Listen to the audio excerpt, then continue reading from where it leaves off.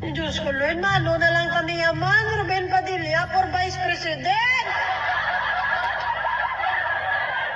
Sara Duterte for President. Ruben Padilla for Vice President. Manuta, Pilipinas.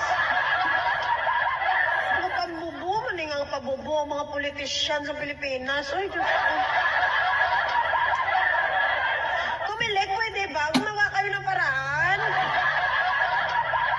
Kung pwede lang sana, may examination din sila bago sila yung tumakbo sa posisyon na yan. Bago sila ma-qualified sa mga posisyon na gusto nila, may exam muna. Kasi nga yung mga ordinaryo mga Pilipino, di ba? Yung mga ordinaryo na Pilipino, bago sila ma-qualified sa mga trabaho nila, lalo na yung magtrabaho sa government, kailangan pa muna nila mag-exam.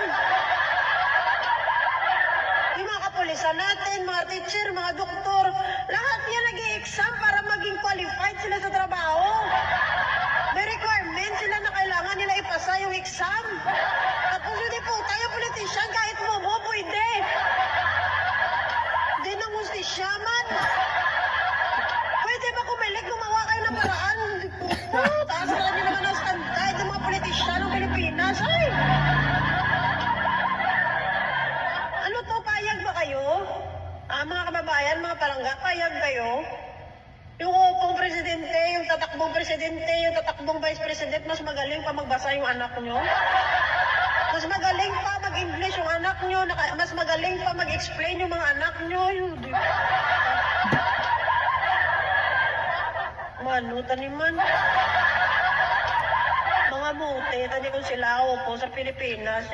Sige, Diyos ko, Lord. Lord, grabe, mali na sumpa sa Pilipinas, Lord!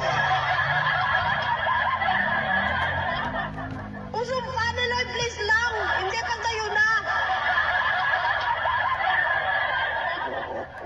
Huwag tayong bumoto ng boboga. Ayun lang masasabi ko, huwag tayong bumoto. Diyos ko, maawa kayo sa next generation, maawa kayo sa bansa natin. Diyos ko,